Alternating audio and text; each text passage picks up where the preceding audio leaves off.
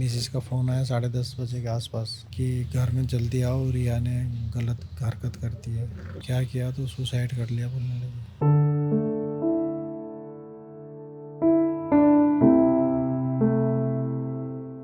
लगातार छात्र सुसाइड कर रहे हैं। हम इस समय मौजूद हैं उत्तराखंड की राजधानी देहरादून में।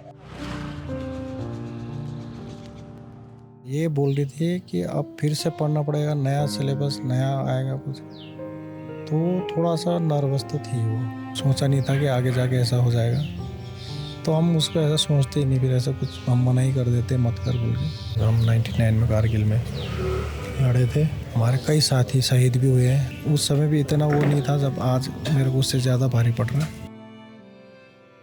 मैं समझता हूँ ये उसने आत्महत्या उसने नहीं की, ये उसकी हत्या है, ये सिस्टम ने उसकी हत्या की है। लेकिन अब जब सुनते हैं कि ऐसा हो रहा है तो वो गलत हो रहा है, जो पढ़ने वाले बच्चों के साथ गलत हो रहा है। वो खुद को ही दोष दे रहा हूँ कि मैंने शायद गलती करी, मुझे नहीं करवाना चाहिए था।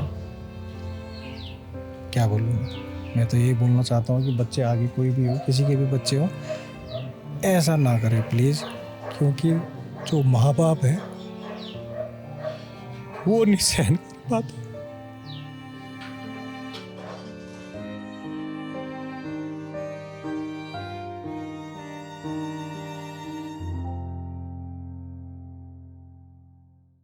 मई 2026 में जो नीट की परीक्षा लीक हुई थी, जो पेपर लीक हुआ था, उसने अब तक 11 छात्रों की जान ले ली है। क्या राजस्थान, क्या गोवा, क्या नागपुर, क्या अहमदाबाद, क्या तमिलनाडु, लगातार छात्र सुसाइड कर रहे हैं। छात्र ये कह रहे हैं कि उनमें हिम्मत नहीं है कि वो फिर से एग्ज़ाम दे सकें। हम इस समय मौजूद हैं उत्तराखंड की राजधानी देहरादून में। देहरादून में 2 दिन पहले रिया कुमारी मल्ल ने अपने कमरे में फांसी लगाकर जान दे दी। एक सुसाइड नोट में ये लिखा कि मम्मी पापा मुझे माफ़ कर दीजिए, मैं आप पर बोझ नहीं बनना चाहती और मुझसे अब नहीं हो पाएगा। हम मौजूद हैं उनके घर के सामने। राजेश मल्ल उनके पिता हैं। 1999 में कारगिल की जंग लड़ चुके हैं। वो जंग सामने की सेना, दूसरे देश की सेना उनका कुछ नहीं बिगाड़ पाई, वो पूरी जंग उनका कुछ नहीं बिगाड़ पाई, लेकिन उनकी बेटी को इस सिस्टम ने, इस पेपर लीक ने मजबूर कर दिया कि वो अपनी जान ले लें। राजेश मल्ल क्या कहते हैं, सुनिए आप। मंगलवार का जो दिन था आपके लिए, वो किस तरीके से था और कब आपको जो है इन्फॉर्मेशन मिली, कब पता चला? मंगलवार को सर हमारे यहाँ पे वो भंडारा था मंदिर में ना, संसारी माता मंदिर में भंडारा था। मैं तो वहीं था, रात को जागरण था, तो सुबह फिर आया, फिर मैं प्रसाद छोड़ के गया, बल्कि रिया के लिए भी लाया था मैं सुबह प्रसाद जागरण का, यहाँ छोड़ के फिर मैं भंडारा में काम के लिए चला गया था वहाँ।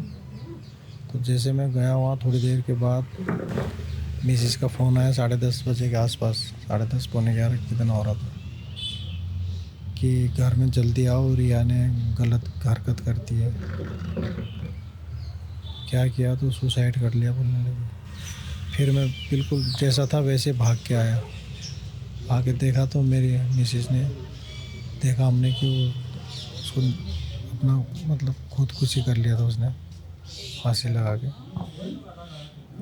उसके बाद तो फिर पता ही आपको।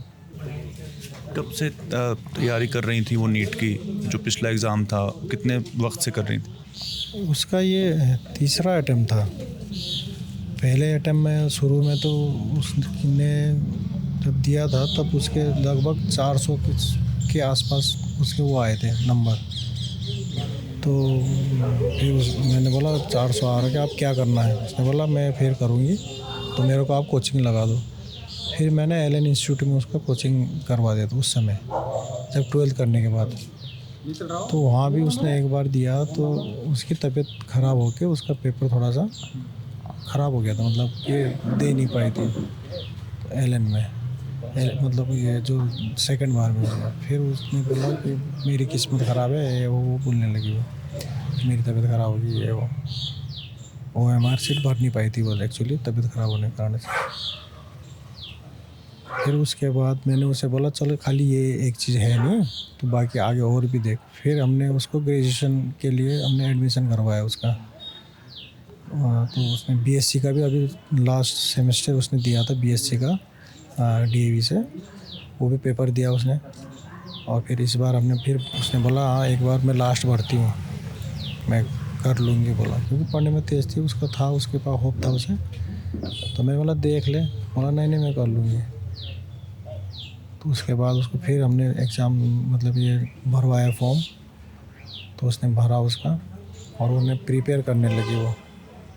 मैंने बोला कोचिंग में लेगी कहीं, वो लेगी, पहले ले चुकी थी कोचिंग, बोला नहीं नहीं मैं अपने आप सेल्फ कर लूँगी, मैं कोचिंग तो मैंने पहले करके देख लिया है, मैं कर लूँगी। मैंने फिर कोचिंग नहीं लिया, वो घर में सेल्फ स्टडी करती थी, वो दिन में भी पढ़ती थी, शाम को 6 बजे उसका खाना हो जाता था, हल्का फुल्का खाती थी, ज़्यादा नहीं खाती थी, बोलती थी कि नींद आती है। तो 6 बजे के बाद वो थोड़ी देर के लिए वापस आती थी, थोड़ा रोटी वोटी बनाती थी घर का, उसके बाद फिर चली जाती थी। फिर रात भर पढ़ती थी, तो कभी 2 बजे कभी 3 बजे सोती थी। तो फिर हम उसे लेट ही उठाते थे 6 बजे। उसने ऐसा टाइम बनाया हुआ था कि कभी 3 बजे से उठ के फिर पढ़ती थी, कभी रात को पढ़ती थी, कभी सुबह पढ़ती थी, ऐसे उसने अपने आप को ढाल रखा था। तो करती रहती, पढ़ती रहती थी दिन भर। और जब कॉलेज होता था तो फिर कॉलेज भी जाती थी, कॉलेज से भी आती थी, छोड़ने में ही जाता था, लेने जाता था। हाँ वो ठीक थी, खुश थी, कर रही थी वो। हमने कभी ऐसा सोचा भी नहीं था कि वो ऐसा कर लेगी, तो हमें भी ऐसा कुछ नॉलेज नहीं था। फिर पेपर आया, पेपर भी दिया उसने, तो आई तो उस दिन तो मैंने कुछ पूछा ही नहीं उससे कि कैसा हुआ, क्या पता ख़राब गया हो, कुछ हो। तो 2-3 दिन के बाद तब मैंने उससे पूछा कि पेपर कैसा हुआ था, बोला अच्छा ही हुआ। मैंने कहा इजी आया था क्या, बोले नहीं नहीं नीट का पेपर है, इजी थोड़ा ना आता है, एशिया में टॉप का पेपर होता है। तो मैंने कहा अच्छा चल ठीक है, अच्छा हुआ तो कोई बात नहीं। हाँ मेरी बायोलॉजी केमिस्ट्री अच्छी गई है, फिजिक्स में थोड़ा सा कन्फ्यूज़न है। मैंने कहा कोई बात नहीं, जितने आता है जो आता है सही है, ठीक है, ज़्यादा टेंशन। एस्टिमेट किए थे अपने नंबर के कितने नंबर आ जाएंगे जब पिछला पेपर दिया था? देखो वो ना मेरे से बात तो करती थी खुल के, लेकिन वो हमेशा क्या था कि वो थोड़ा सा वो करती थी, छुपाती थी कि आप सबको बता दोगे, ये कर दोगे बोल के, कि मैं नीट का भरा हूँ बोल के किसी को मत बताना, इस प्रकार से वो हमें बोलती थी। तो मैं पूछता था तो वो जिस हिसाब से बता रही थी वो बायोलॉजी और केमिस्ट्री, तो मैं खुद भी, मेरे को पता है कि बायोलॉजी अगर अच्छा है तो बायोलॉजी के मार्क्स ज़्यादा होते हैं और फिजिक्स के कम होते हैं, 150 होता है। तो केमिस्ट्री फिजिक्स में अगर उसने अच्छा मार्क्स किया है तो शायद केमिस्ट्री और उसमें तो फिजिक्स में भी कुछ ना कुछ तो आता ही है ना। तो मैंने बोला अच्छा गया, तो खुश थी, हाँ अच्छा गया मेरा। मैंने कहा चिंता ना कर, ज़्यादा टेंशन मत लेना। मुझे वो कॉन्फिडेंस थी थोड़ी, मुझे लग रहा था कि हमने बात भी की आपस में कि हाँ ये कॉन्फिडेंस है, तो खुश भी थी। फिर उसने तो जब पेपर देकर आई थी तो सोई भी बहुत दबा के, आराम किया उसने, रिलैक्स महसूस किया, ठीक थी, मतलब खुश थी, ऐसा टेंशन में नहीं थी। जब पेपर लीक हो गया तब उसने एक बात बोली थी कि ये ऐसे ही हो जाता है यहाँ पे, पता नहीं क्या, कि पढ़ने वाले के लिए थोड़ा सा दिक्कत है और ना पढ़ने वाले के लिए अगर ऐसा लीक हुआ तो बहुत बड़ा नुकसान है, कट ऑफ भी बहुत आगे जाता है, ऐसी बात उसने हमें बोली थी बस। फिर लीक हुआ पेपर और आप देख भी रहे हैं कि वो भी पेपर लीक हुआ और भी एग्ज़ाम लीक हुए, और भी फिर से जब एग्ज़ाम देने की बात आई कि जून को फिर से देना पड़ेगा, तो वापस से वही सारी तैयारियाँ। हाँ ये बोल रही थी कि अब फिर से पढ़ना पड़ेगा, नया सिलेबस नया आएगा कुछ, तो थोड़ा सा नर्वस तो थी वो। तो मैं टॉपर थी अपने स्कूल हाँ स्कूल में, मतलब स्कूल में क्या, वो बचपन से ही टॉपर थी, क्लास फर्स्ट से ही वो टॉपर थी, हमेशा उसके नंबर सबसे ज़्यादा ही आते थे। और हमें भी उसकी वजह से बहुत प्राउड होता था, फील होता था कि हाँ मेरी बच्ची बहुत होनहार है। तो अगर ऐसा था तो फिर हमने कभी सोचा नहीं था कि आगे जाके ऐसा हो जाएगा, तो हम उसको ऐसा सोचते ही नहीं, फिर ऐसा कुछ हम मना ही कर देते मत कर बोल के। लेकिन अब क्या करें, आप वॉर वेटरन रह चुके हैं सर, 99 में आप कारगिल के वॉर में। हाँ जी, हम 99 में कारगिल में लड़े थे और 16 दिन तक हम बिना खाए भी लड़े हैं, है ना, और हम जीते हैं कारगिल। हमारे कई साथी शहीद भी हुए हैं, हमारे साथ वाले शहीद हुए हैं, यहीं सेलाकुई से भी शहीद हुए हैं, देहरादून के एक भाई हमारे, मेरे साथी, और एक कैजुअल्टी हुए हैं। उस समय बहुत वो था, उस समय भी इतना वो नहीं था जब आज मेरे को उससे ज़्यादा भारी पड़ रहा है। सोच पा रहे हैं किसी को सिस्टम को? कहीं ना कहीं तो है सर, देखो कुछ ना कुछ है। अब वो क्या है, कैसे हो रहा है, वो उसके बारे में तो अब मुझे भी इतनी जानकारी नहीं है। लेकिन अब जब सुनते हैं कि ऐसा हो रहा है तो वो गलत हो रहा है, जो पढ़ने वाले बच्चों के साथ गलत हो रहा है वो। चलो मेरी बेटी होती ना होती वो अलग बात है, लेकिन कई बच्चे हैं उनको नुकसान होता है इस चीज़ से ना, क्योंकि कट ऑफ बहुत ऊपर चला जाता है। कभी नीट का पेपर होता था, जब मैं भी देख रहा हूँ कई सालों से, क्योंकि मेरी बेटी खुद तैयारी कर रही थी, तो कट ऑफ इतना ज़्यादा नहीं होता था। टॉपर भी 600, 650, 700 के अंदर अंदर ही रहते थे टॉपर। तो आज के डेट में 100% टॉपर हो रहे हैं, 720 ला रहे हैं। तो वो मुझे लगता है वो नामुमकिन है, वो तो हो नहीं सकता। इतने सारे के सारे बच्चे 720 में 720 अंक लाना कोई इतना आसान काम नहीं है ना। अब वो क्या है या किस हो भी सकता है, बच्चे अगर मेहनत करेंगे, लेकिन मेरी लड़की का भी यही कहना था कि इतना ज़्यादा नहीं हो सकता। एक पूरे इंडिया में कभी एक बच्चा टॉपर करता था, उसके भी 720 नहीं होते थे कभी। 690, 680, 717, 18 तक ही था। लेकिन अब 100 नहीं आते हैं किसी को? नहीं। तो फिर ये नीट में जो सबसे एशिया में नंबर 1 पेपर है, उसमें कैसे आ सकते हैं? कौन सिबलिंग्स हैं रिया के, भाई बहन हैं? एक बहन है छोटी, एक भाई है रुद्राज। दोनों ही पढ़ रहे हैं। एक 11th में है भाई, और बहन भी ग्रेजुएशन कर रही है, 2nd ईयर। जी। कुछ है, अभी 2-3 दिन बीते हैं, आप सोच पा रहे हैं, किसी को दोष दे पा रहे हैं? खुद को ही दोष दे रहा हूँ कि मैंने शायद गलती करी, मुझे नहीं करवाना चाहिए था। क्या बोलूँ मैं तो यही बोलना चाहता हूँ कि बच्चे आगे कोई भी हो, किसी के भी बच्चे हो, ऐसा ना करें प्लीज़। क्योंकि जो माँ बाप है वो नहीं सहन कर पाते, जैसे मैं सहन नहीं कर पा रहा हूँ। तो कोई बच्चा ऐसा हरकत ना करे, कदम ना उठाए।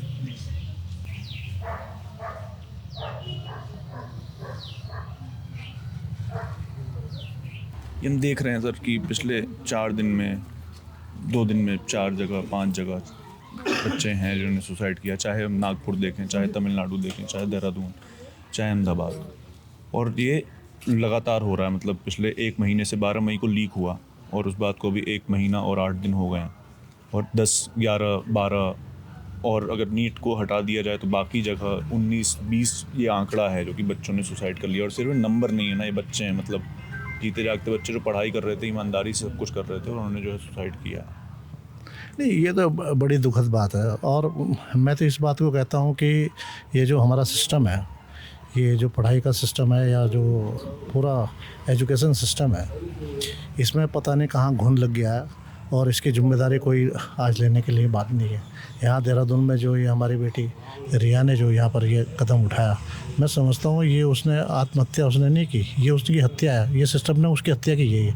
अगर ये पेपर लीक ना होता, अब वो इतने पढ़ाई में इतनी अच्छी लड़की थी, इतनी इंटेलिजेंट लड़की थी कि इंटर से लेके हाई स्कूल से लेके पूरा हर जितने स्कूलिंग उसकी फ़र्स्ट आती थी हर क्लास में।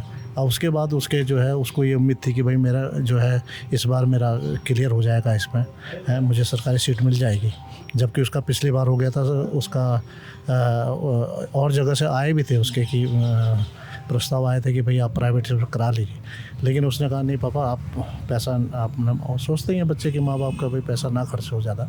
तो उसने कहा नहीं, मैं अगली बार अटैम्प्ट करके मैं निकाल। और इस बार वो बहुत श्योर थी इस बात के लिए कि भाई मैं निकाल लूँगी।